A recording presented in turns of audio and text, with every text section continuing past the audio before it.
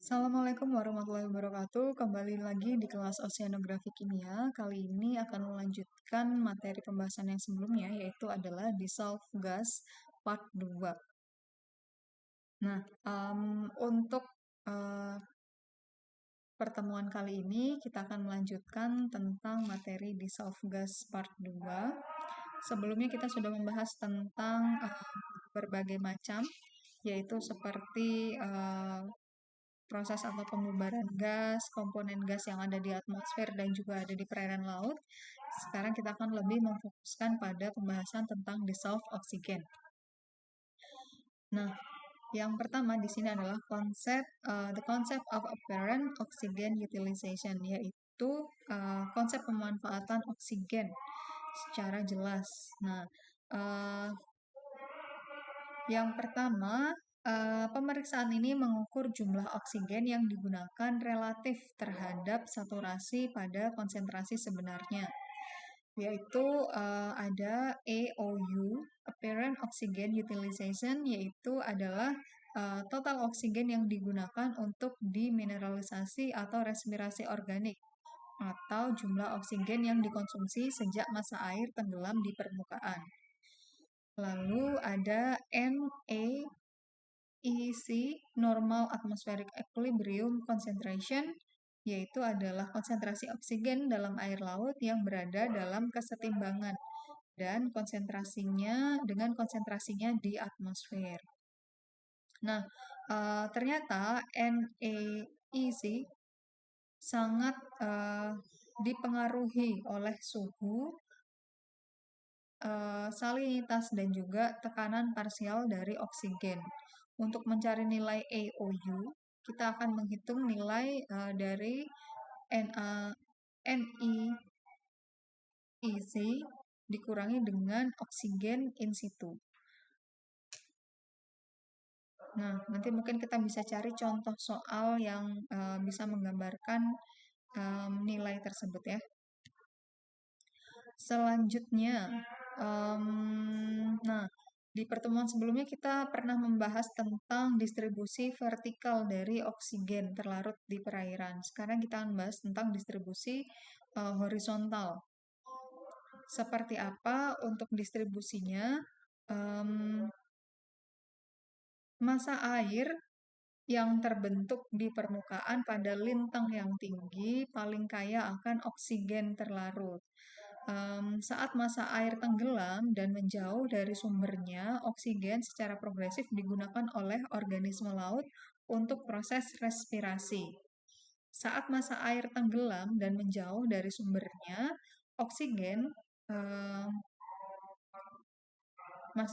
distribusi horizontal oksigen dipengaruhi oleh suhu, aktivitas fotosintesis, dan juga respirasi, serta sirkulasi massa air. Nah, seperti itu. Berikut ini merupakan gambaran dari distribusi horizontal oksigen terlarut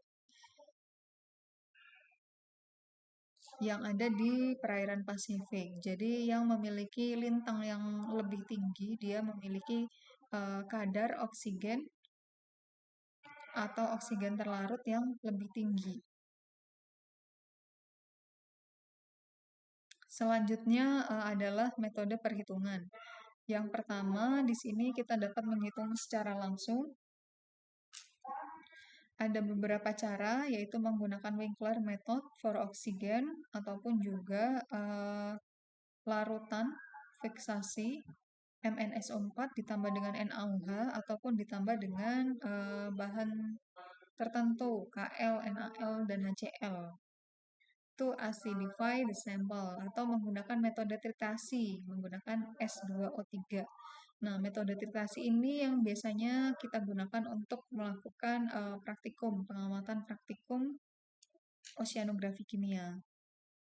Selain itu, kita juga akan menghitung gas kromatografi dan juga bisa menggunakan mass spectrometry. Ya, cuman ini kedua metode ini tidak kita gunakan untuk praktikum, tapi bisa juga digunakan untuk mungkin nanti penelitian skripsi, teman-teman.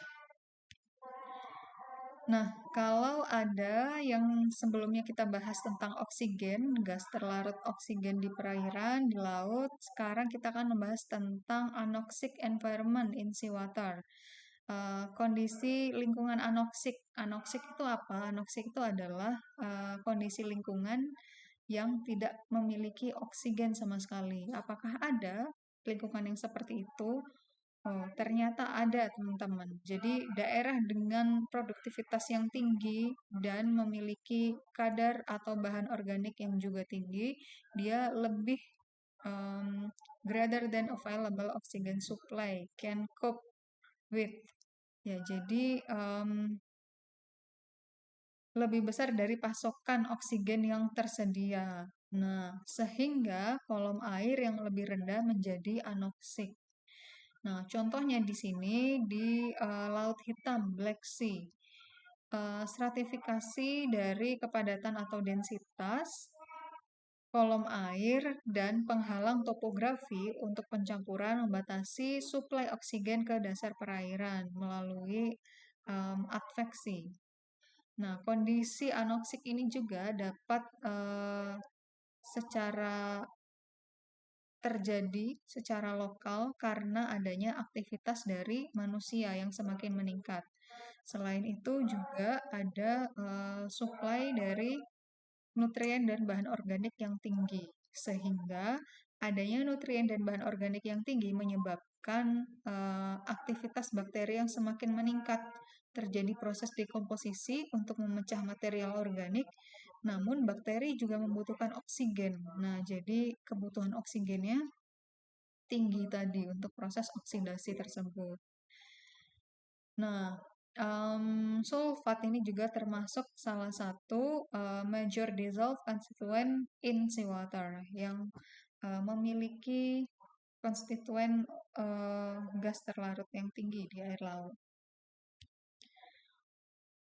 Nah, teman-teman, kalau misalkan di sini ada CO2, kalau tadi oksigen, sekarang kita juga akan membahas tentang karbon dioksida. Speciation. Speciation itu apa maksudnya? Speciation itu adalah membentuk jenis yang baru. Apakah ada? Oh, ternyata ada, teman-teman. Dan bisa ya. CO2 bertransformasi membentuk bentuk yang baru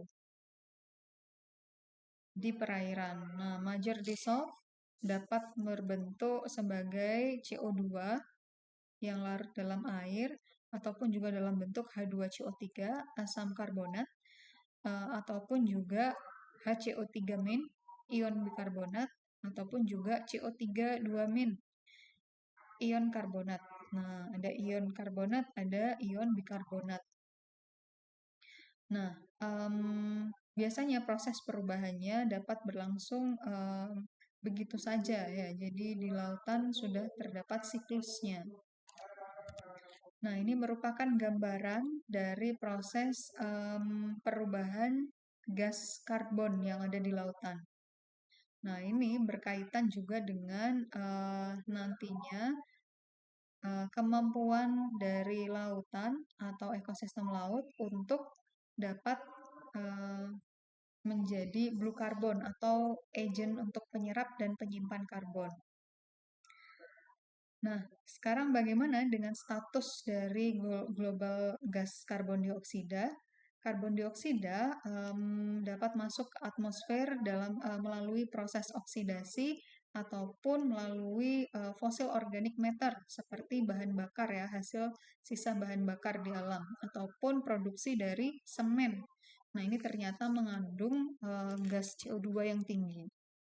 Selain itu, kita juga biasanya currently adding considerably to the CO2 inventory of the atmosphere.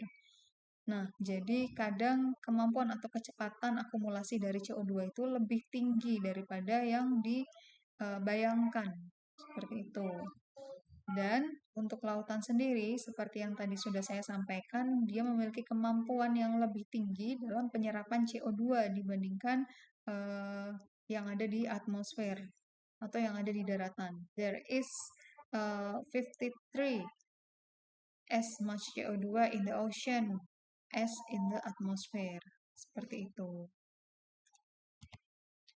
Baik, demikian untuk presentasi dari materi kita hari ini tentang dissolved gas. Berarti sudah berakhir pertemuan kita hari ini tentang dissolved gas. Nanti kita akan lanjutkan lagi bertemu di materi yang lain. Terima kasih atas perhatiannya. Saya akhiri.